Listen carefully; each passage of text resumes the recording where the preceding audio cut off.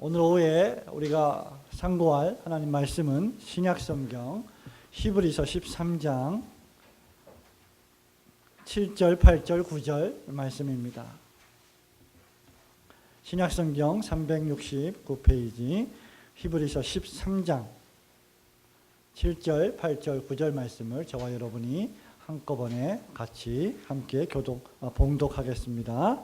시작. 하나님의 말씀을 너희에게 이르고 너희를 인도하던 자들을 생각하며 저희 행실의 종말을 주의하여 보고 저희 믿음을 본받으라. 예수 그리스도는 어제나 오늘이나 영원토록 동일하시니라. 여러 가지 다른 교훈에 끌리지 말라. 은혜로서 굳게 함이 아름답고 식물로서 할 것이 아니니 식물로 말미암아 행한 자는 유익을 얻지 못하였느니라. 아멘. 성도 여러분, 오늘날 우리는 어떤 의미에서 보면 그리스도인으로 살아가기에 대단히 어려운 시대를 살고 있습니다. 또 특별히 설교를 하고 성경을 가르치며 하나님의 말씀을 가르치는 사람으로서 살아가는 일에는 더더욱 어려운 시대를 살아가고 있습니다. 왜냐하면 하나님 말씀에 비추어 볼 때 잘못된 것을 잘못되었다고 말하는 것이 대단히 어려운 시대이기 때문입니다. 잘못된 것을 잘못되었다고 말하는 그것이 잘못되었다고 비난을 당하고 있는 시대에 살고 있기 때문입니다. 오늘날 우리 시대의 정신과 문화를 두 가지로 요약하자면 지나친 관용주의와 지나친 포용주의라고 할 수 있을 것입니다. 관용과 포용은 대단히 아름다운 사람들의 덕목이요 그리스도인들의 덕목이기는 하지만 그것이 지나친 관용과 지나친 포용주의로 전락하게 될 때 그것은 하나님의 말씀을 왜곡시키는 수단으로 존재하기도 합니다. 어쨌든 오늘날 우리 시대에는 좀 받아주자, 좀 이해해주자, 무슨 말을 해도 무슨 행동을 해도 다 포용해주자라고 하는 포용과 관용주의가 우리 시대의 사조요 정신이라고 할 수 있습니다. 그런데 여러분, 이 포용과 관용을 너무 지나치게 확대해서 적용하다 보면 무슨 현상이 발생하느냐 하면 교회 안에는 예수 그리스도를 구주로 고백하지 않는, 즉 믿지 않는 사람들이면서도 불구하고 믿는 척하면서 교회를 다니는 사람들도 너무나 많이 발생하게 될 것이라고 하는 사실입니다. 더 나아가서 성경과 전혀 정반대되는 거짓 교훈을 가르치는 이단들까지도 우리는 포용하고 관용하게 되는 결과를 맞이하게 될 것입니다. 이단들은 오늘날 우리 시대의 가장 큰 문제가 아닐 수 없습니다. 최근에 CBS 방송국에서 지난 1년 동안 기획했던 신천지에 빠진 사람들이라고 하는 프로그램을 화요일부터 계속해서 방영하고 있는 것으로 알고 있습니다.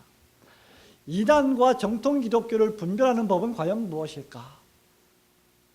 여러 가지 분별법이 있습니다. 그런데 그 가운데 한 가지만 좀 말씀드리자면 이단은 일반적으로 우리 로이드 존스 목사님께서도 늘 말씀하셨다시피 이단들은 일반적으로 너무나 멋진 것들을 여러분에게 약속합니다. 복음은, 하나님의 말씀은 너무나 멋진 것들을 너무나 많이 약속하지 않습니다. 하나님의 복음은 아주 훌륭하고 멋진 것을 약속하면서 동시에 그 멋진 약속을 성취해 감에 있어서 따르는 고난과 어려움도 선포하고 있죠. 그러나 이단은 일반적으로 참으로 멋진 것들을 너무나 많이 약속하기 때문에 그래서 처음부터 저것이 바로 이단이구나라고 하는 이단들의 특징을 무심코 드러내는 것입니다. 여러분이 신앙 인생을 살아가면서 또 교회 생활을 하면서 여러 사람들을 만날 때에 저 사람이 누군가 나에게 와서 너무나 기상천외한 약속을 한다고 하면 여러분들은 의심해야 합니다. 다단계를 판매하는 사람들 또는 일확천금을 벌게 해주겠다고 하는 사람들도 역시 마찬가지이죠. 신앙 문제에 있어서도 이것은 동일한 문제입니다. 오늘 히브리서를 기록한 사도는 우리에게 두 가지 경고의 명령을 하고 있습니다. 하나는 부정적인 명령이고 다른 하나는 긍정적인 명령입니다. 특히 9절 말씀에 그 두 가지 명령이 집중되어 있는데 그 첫 번째가 무엇입니까? 너희는 여러 가지 다른 교훈에 끌리지 말라 라고 부정적으로 명령하고 있고, 긍정적으로는 어떻게 명령하고 있습니까? 은혜로서 마음을 굳게 하라 라고 명령을 하고 있습니다. 여러분, 이 명령은 대단히 중요한 명령입니다. 여러 가지 다른 교훈에 끌리지 말라라고 경고하고 있죠. 그러면서 여러 가지 다른 교훈에 끌리지 않기 위해서는 우리가 마음을 굳게 해야 하는데, 어떻게 굳게 해야 하느냐? 은혜, 우리가 받은 은혜로 마음을 굳게 해야 된다라고 말씀하고 있는 것입니다. 성경은 여러 곳에서 우리가 이단들의 사상과 잘못된 교훈과 다른 복음을 주의해야 할 것을 경고하고 있습니다. 많은 말씀들이 있지만 한 가지 말씀만 인용을 하자면 사도 요한이 요한일서 4장 1절에서 이렇게 말합니다. 사랑하는 자들아, 성도들아, 신자들아, 교인들아, 너희들은 영을 다 믿지 말고 오직 영들이 하나님께 속하였나 시험하여 보라. 많은 거짓 선지자가 세상에 나왔음이니라 라고 말씀하고 있습니다. 오늘날 21세기에 현대사회를 살아가면서 목회를 하고 있는 목회자들도 똑같은 경고의 메시지를 선포해야만 합니다. 오늘날 사역자들은 바른 복음을 열심히 설교하고 가르치는 동시에 또 여러 가지 다른 교훈이 있기 때문에 그것에 끌리지 말라고 경고하며 크게 외쳐야 될 사명을 가지고 있습니다. 이것은 2000년 전에 히브리서를 기록한 사도가 던진 경고의 말씀뿐만 아니라 오늘날 저와 여러분들이 던져야 되고 외쳐야 되는 말씀이기도 한 것입니다. 오늘 오후에 우리는 두 가지 말씀을 생각해 보기를 원합니다. 첫 번째는 정통 기독교회는 항상 그 곁에 다른 교훈이 존재해 왔음을 우리 진실한 그리스도인들은 주의해야 한다는 것입니다. 기독교회는 항상 다른 교훈이 공격해 왔다고 하는 사실을 기억해야 한다. 9절 말씀을 보십시오. 여러 가지 다른 교훈에 끌리지 말라라고 명령합니다. 여기 다른 교훈이라고 하는 말은 strange teachings, 이상한 교훈, 뭔가 대단히 기상천외한 교훈, 대단히 낯선 교훈, 그러나 대단히 매력적인 교훈, 이것이 바로 다른 교훈의 의미인데 성경은 이 다른 교훈을 가리켜서 거짓 교훈이라고 정의합니다. 사도 바울이 디모데에게 편지할 때 디모데전서 6장 3절, 4절, 5절에서 이렇게 말합니다. 누구든지 다른 교훈을 하며 바른 말, 곧 우리 주 예수 그리스도의 말씀과 경건에 관한 교훈을 따르지 아니하면 이라고 말하고 있습니다. 다른 교훈을 말한다. 그 다른 교훈이 뭐냐? 바른 말이 아니라는 거죠. 그리고 예수 그리스도의 말씀이 아니라는 겁니다. 경건에 관한 교훈이 아니라는 것입니다. 그렇기 때문에 이런 다른 교훈을 전하는 사람들은 무슨 일을 하느냐? 변론하기를 좋아하고 언쟁하기를 좋아하고 싸우기를 좋아하고 그 결과 투기가 일어나고 분쟁이 일어나고 비방이 일어나고 그래서 마음이 부패하여지고 진리를 잃어버려서 종교생활을, 신앙생활을, 교회를 왔다 갔다 하는 생활을 돈벌이의 수단으로 사용하는 자들이 바로 거짓교사, 거짓교훈, 다른 교훈을 증거하는 사람들이다라는 것이 사도 바울의 결론입니다. 유다서 1장 3절과 4절에서는 이러한 사람들을 가리켜서 가만히 들어온 사람이다라고 설명하죠. 살금살금 조심스럽게 가만히 신자인 척, 성도인 척, 교인인 척 하면서 교회에 침투해 들어와서 그 교회를 평지풍파를 일으키는 사람들, 바로 다른 교훈을 전하는 사람들입니다.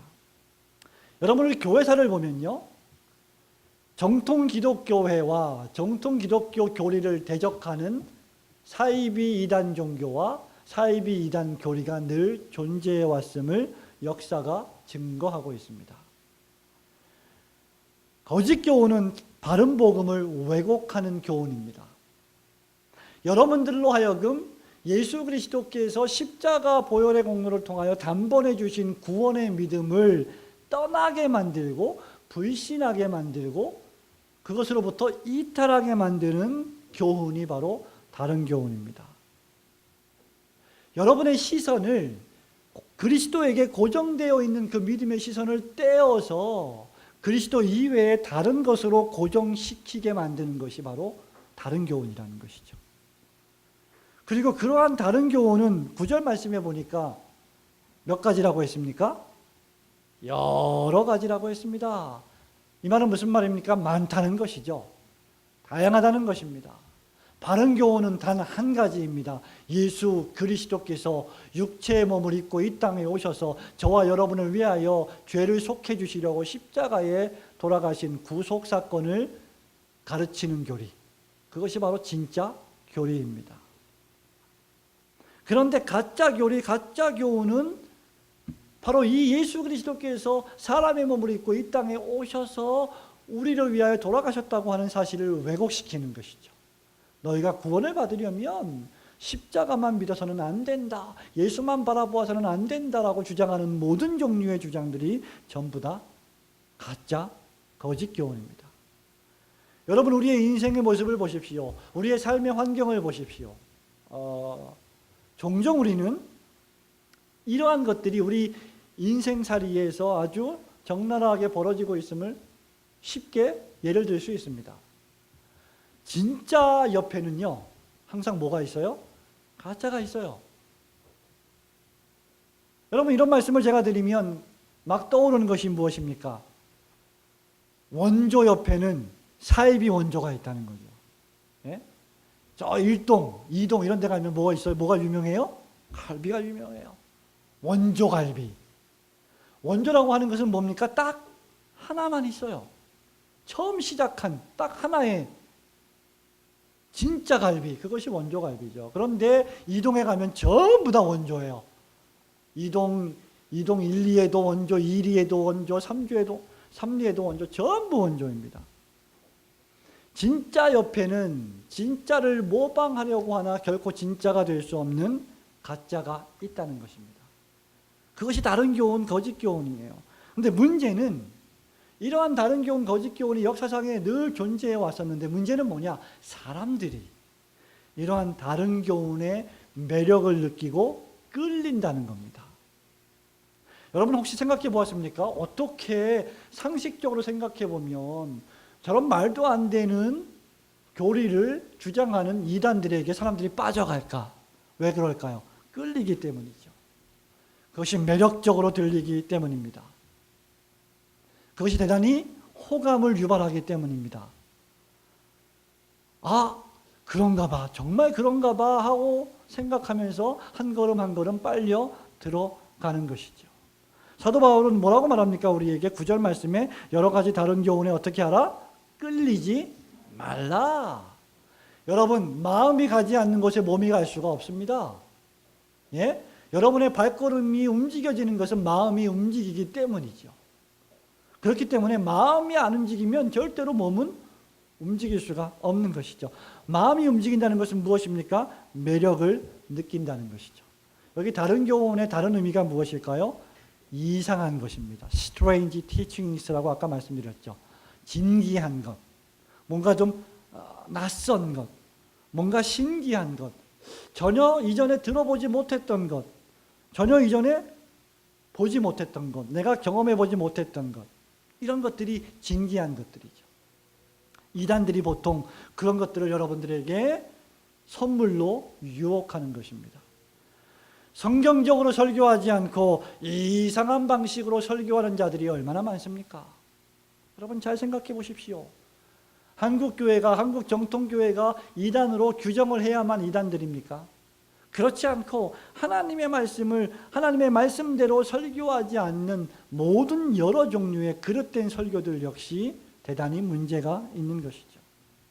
성경적으로 세례와 성찬을 집례하지 않고 신기한 방식으로 사람의 눈을 끌게 집례하는 목사들 얼마나 많습니까? 로마 가톨릭 교회로부터 종교개혁을 단행했던 여러 가지 이유 가운데 하나가 바로 세례와 성찬입니다. 주님이 찢기우신 살과 흘리신 피를 기념하는 세례와 성찬은 그 포도주와 그 떡에는 신비한 능력이 존재하지 않습니다. 그 떡과 그 포도주를 우리가 먹고 마실 때 하나님의 성령께서 역사하셔서 우리의 심령 속에 그 그리스도의 구속의 은혜를 깨닫게 하시고 그것을 기념하게 하시고 그를 통하여 힘을 제공해 주시는 것이 성찬의 의미입니다. 그런데 그러한 하나님의 임재와 역사하심은 전혀 생각하지 않고 성찬식을 거행할 때 떡과 포도주 앞에 무릎을 꿇고 기도한다거나 절을 한다거나 높이 손을 올려서 그것을 추앙을 한다거나 하는 이런 모든 종류의 일들이 전부 다 바람직하지 않은 바른 교훈이 아니라는 것입니다. 바르게 성경적으로 번징을 시행하지 않고 포갑적으로 미신적으로 독재적으로 번징을 시행하는 사람들, 내가 한 달 동안 금식하며 기도했으니 너는 교회를 떠나라, 이런 식으로 기도하는 사람들, 번징을 시행하는 사람들, 여러분, 그런 모든 종류의 교훈들이 바로 우리가 분별해야만 되는 다른 교훈입니다. 그 교훈들이 때로 매력적으로 보일 수 있고 그것이 호감을 느낄 수 있지만 우리가 취해야 할 첫 번째 태도는 무엇이냐? 그것이 과연 참된 것인지 진실한 것인지 성경적인 것인지를 물어야 한다는 것입니다. 바울은 우리에게 뭐라고 말합니까? 여러 가지 다른 교훈에 끌리지 말라고 했습니다. 끌리지 말라라고 하는 이 말은 무슨 말입니까? Don't be carried away by strange teachings. 이상한 가르침에 의해서 왔다 갔다 하지 마라. 이리저리 끌려다니지 말라는 것입니다. 사랑하는 성도 여러분, 저와 여러분은 다른 교훈을 분별할 수 있어야만 합니다. 특별히 신천지 교리를 분별할 수 있어야 합니다. 재림 예수의 영이 그 신천지 교주인 이만희에게 임했다. 그래서 이만희가 재림 예수다라고 주장하는 교가 신천지 교리입니다. 12사도의 영이 신천지 교회에 있는 12지파장한테 임했다. 그래서 12지파장들은 사도들이다 라고 주장하는 사상들. 요한계시록에 기록되어 있는 14만 4천 명의 영혼이 신천지 교인들에게만 임해서 신천지 교인 14만 4천 명은 죽지 않고 이 땅에서 영생한다는 교리가 신천지 교리입니다. 거짓 교훈입니다. 그럴듯하지요. 멋있지요. 나는 기도만 하면 하나님이 나한테 음성을 들려주신다라고 하는 하나님의 계시의 말씀, 성경 말씀을 부정하는 사상들. 내가 손을 얹고 기도만 하면 무슨 병이든지 다 낫는다고 하는 신유의 은사를 소위 나타낸다고 하는 사람들. 우리가 진실하게 기도하기만 하면 우리가 충치가 먹어서 이빨을 아말감으로 때웠는데 그 아말감이 금이빨로 변한다고 하는 허무맹랑한 주장들. 여러분, 이런 것들이 전부 다른 교훈입니다. 거짓 교훈입니다. 그런데 문제는 사람들이 이런 것들에 빠져 들어간다는 것이죠. 사랑하는 성도 여러분, 이러한 이단과 거짓 교훈으로부터 교회를 안전하게 유일하게 지키는 방법은 하나님의 말씀을 충실하고도 진실하게 설교하고 가르치는 것뿐임을 명심하시기를 축원합니다. 저와 여러분은 하나님의 말씀을 온전히 배워서 이러한 다른 교훈에 끌리지 않고 이러한 다른 교훈과 거짓 교훈을 분별해낼 수 있는 분별력 있는 지혜로운 성도들이 되시기를 주님의 이름으로 축원합니다. 두 번째는 무엇입니까? 다른 교훈에 끌리지 말라. 이 제목의 두 번째 교훈은 긍정적인 명령으로서 진실한 신자는 항상 하나님의 은혜로 우리의 마음을 굳게 해야 한다는 것입니다. 9절 말씀을 다시 보시기 바랍니다. 여러 가지 다른 교훈에 끌리지 말라. 마음은 은혜로서 굳게 함이 아름답다 라고 말씀을 기록하고 있습니다. 성도 여러분, 마음을 굳게 하라 라고 하는 이 말은 성경 도처에서 발견되고 있는 진리이지요. 무엇보다도 오늘날 우리에게 제일 필요한 것, 시급하게 필요한 것 가운데 하나가 우리 마음을 굳게 하는 겁니다. 우리 마음을 강하게 하는 것입니다. 왜냐하면 저와 여러분의 마음이 흔들리면요, 모든 것이 흔들립니다. 우리가 생각하고 계획하고 움직이고 있는 모든 발걸음들이 우리의 마음먹기에 따라서 흔들리게 되어 있습니다. 우리의 믿음이 자리하는 좌소가 어디입니까? 마음입니다. 그래서 무엇보다도 우리는 마음을 지켜야만 합니다. 솔로몬 왕은 잠언에서 뭐라고 말합니까? 더욱 지킬 만한 것보다 더욱 너희 마음을 지키라. 생명의 근원이 이에서 나느니라 라고 잠언 4장에서 우리에게 말하고 있습니다. 여러분, 저와 여러분의 믿음을 강하게 만드는 것, 저와 여러분의 마음속에 있는 믿음을 튼튼하게 만드는 것은 과연 무엇일까요? 그것은 율법 조항이 아닙니다. 그것은 성경 말씀을 문자적으로 율법적으로 지키는 것이 아닙니다. 우리는 더 이상 성경 말씀을 문자적으로 율법주의적으로 지키지 않습니다. 그리고 구원받기 위해서 성경을 지키지도 않고 천국에 들어가기 위해서 주일날 예배하지도 않습니다. 그런 것들은 우리의 마음을 강하게 할 수 없지요. 우리의 믿음을 강하게 하는 것은 무엇입니까? 본문 말씀에 있는 것처럼 하나님의 은혜입니다. 하나님의 은혜의 복음입니다. 우리를 구원하신 것이 바로 하나님의 은혜이기 때문입니다. 사도 바울은 에베소 교회에 편지하면서 2장 8절에서 이렇게 말합니다. 너희는 그 은혜로 말미암아, 그 은혜에 의하여 믿음으로 말미암아 구원을 받았으니 이것은 너희에게서 난 것이 아니요 하나님의 선물이라. 우리가 구원을 받은 것이 하나님의 은혜다. 그리고 그것은 믿음으로 되었다. 우리가 마음으로 그리스도를 믿음으로 말미암아 우리가 구원을 얻는 은혜를 체험했다는 것입니다. 성도 여러분, 저와 여러분이 지금 예배를 드리고 있습니까? 하나님의 은혜입니다. 이 지구상에 수십억의 인구가 있는데 그 가운데서 저와 여러분이 이 주일날 구별하여서 하나님의 예배 공동체로 나와 하나님을 예배하고 있다는 것 자체가 바로 은혜입니다. 그렇기 때문에 예배는, 하나님의 말씀을 듣는 것은 우리의 믿음을 강하게 하는 은혜의 가장 큰 수단이요 방편이 되는 것입니다. 그래서 예배에 자꾸 할 수만 있으면 최선을 다해서 참석하라고 하는 이유가 바로 우리의 믿음, 우리의 마음을 강하게 하기 위한 이유 때문입니다. 여러분이 눈을 감고 마음으로 또는 입술로 기도하고 있습니까? 기도할 수 있습니까? 하나님의 은혜입니다. 기도하고 싶어도 기도할 수 없는 사람들이 얼마나 많이 있습니까? 신자와 비신자의 가장 큰 차이점이 무엇입니까? 우리는 하나님을, 천지만물을 창조하신 하나님을 우리의 아빠, 아버지라고 부를 수 있다는 것입니다. 그러나 비신자는 죽었다 깨어나도 하늘에 계신 하나님을 아버지라고 부를 수가 없습니다. 왜냐하면 그들은 은혜를 모르기 때문입니다. 그들은 하나님의 은혜를 알 수가 없기 때문입니다. 그러나 저와 여러분은 하늘에 계신 우리 아버지여 이름이 거룩히 여김을 받으시오며라고 기도하고 있지 않습니까? 여러분이 주일날 예배를 드릴 때 하나님 앞에 헌금을 드리고 있습니까? 하나님의 은혜입니다.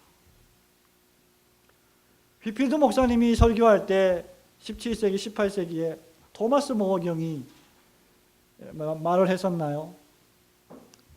가장 훌륭한 설교는 어떤 설교이냐?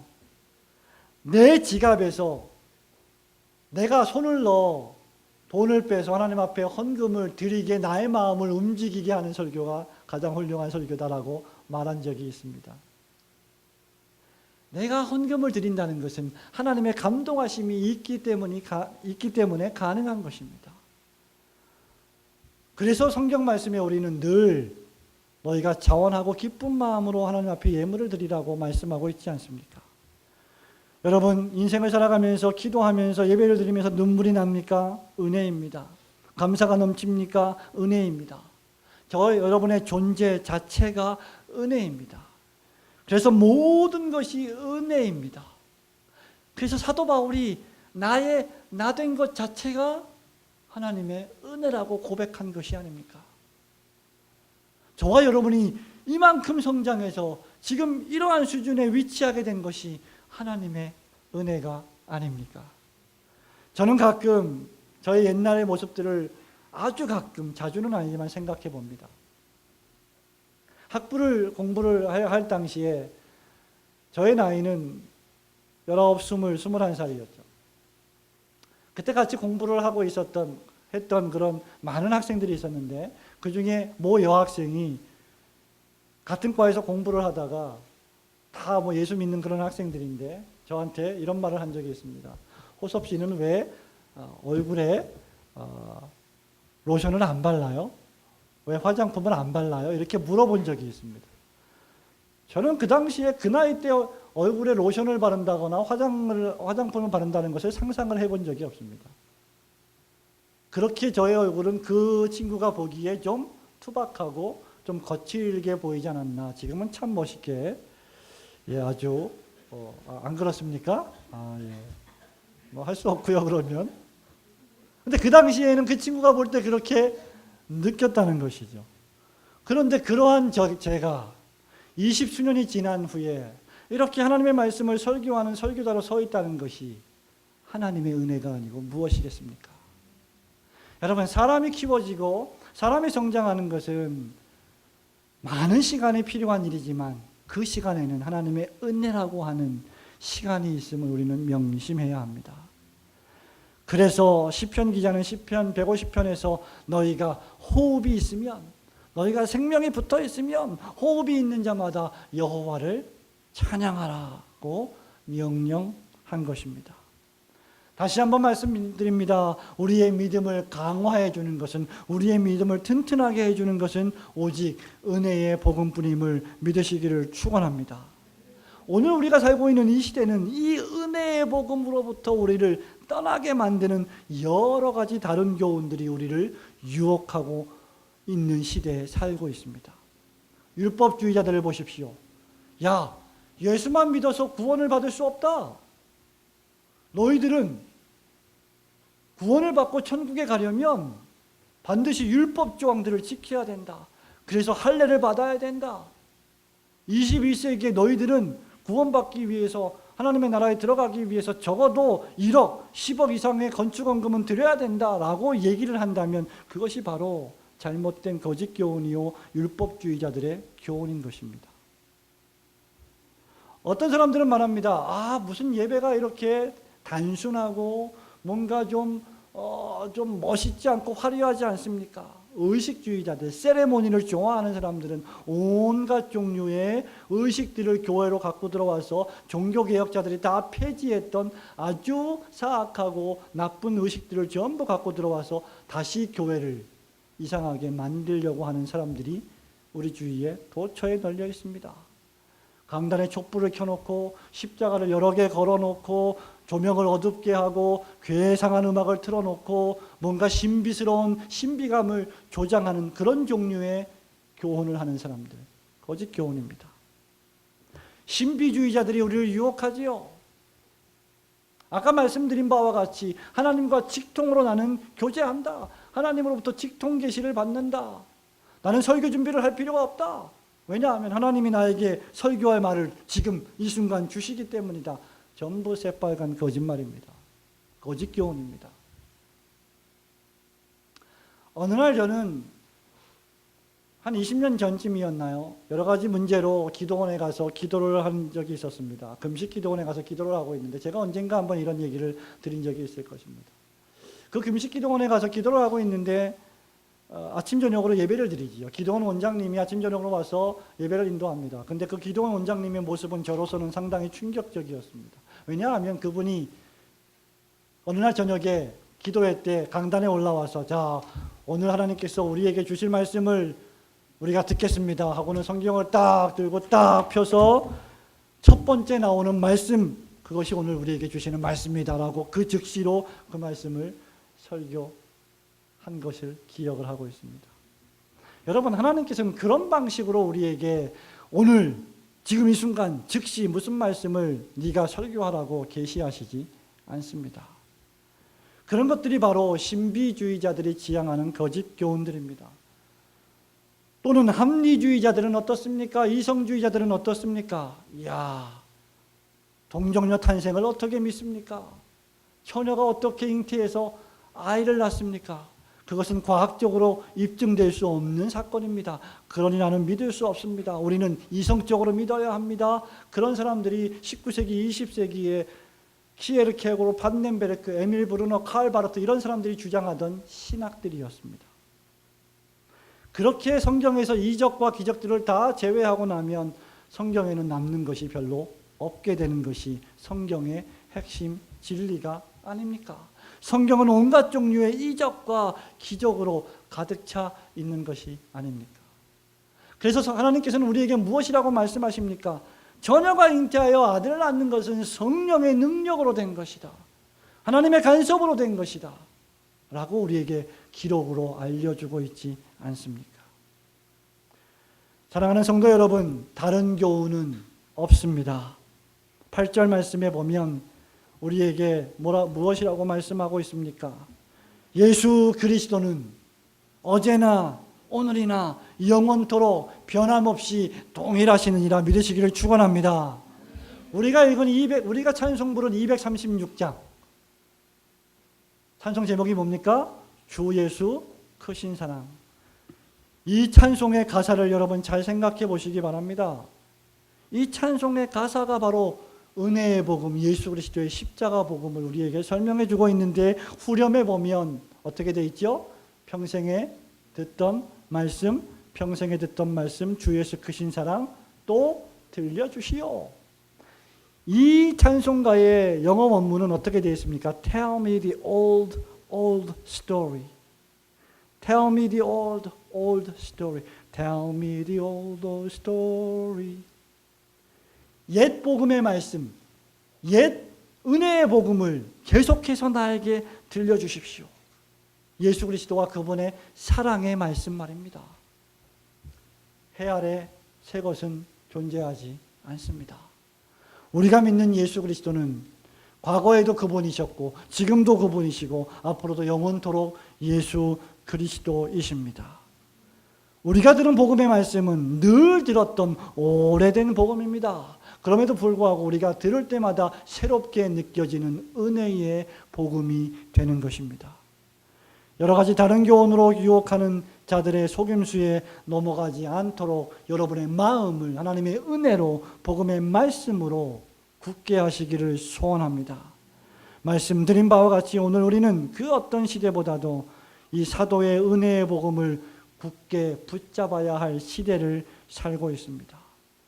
그래서 우리는 성경 말씀을 진실하게 가르치는 자들과 함께 배워야 할 이유가 바로 여기에 있는 것입니다. 7절 말씀을 보십시오. 하나님의 말씀을 너희에게 이르고 너희를 인도하던 자들을 생각하며 저희 행실의 종말을 주의하여 보고 저희 믿음을 본받으라. 그 다음 예수 그리스도는 어제나 오늘이나 영원토록 동일하시느니라. 하나님의 말씀을 하나님의 말씀답게 바르게 설교하고 믿음으로 여러분의 영혼을 인도하는 지도자를 따르고 함께 그 길을 걸어가는 것은 얼마나 복된 일입니까? 여러분,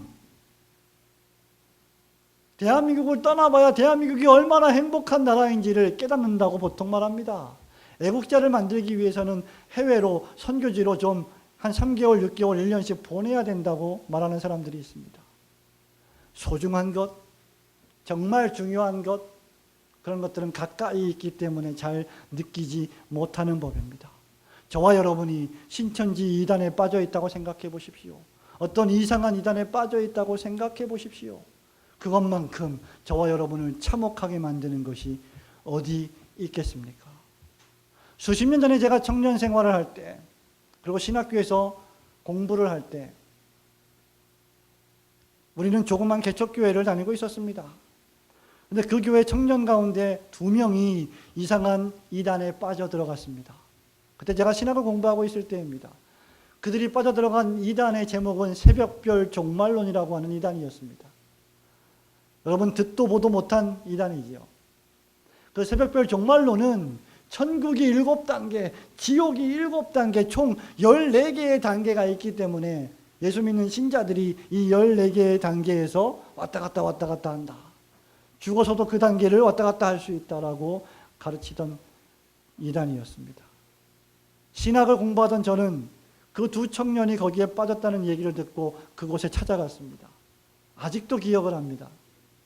그리고 그것이 왜 이단인지, 그것이 왜 잘못되었는지를 조직신학적으로 연구해서 책을 읽고 공부를 해서 무려 편지지 14장을 써서 그 청년들에게 읽으라고 주었습니다. 결국 그 두 청년은 다시 그 이단에서 나와서 교회 생활을 하게 된 그런 기억이 있습니다. 아마 우리 김경림 집사님이 기억을 하실지 모르겠습니다. 그 나이가 많은 두 청년들이 있었습니다.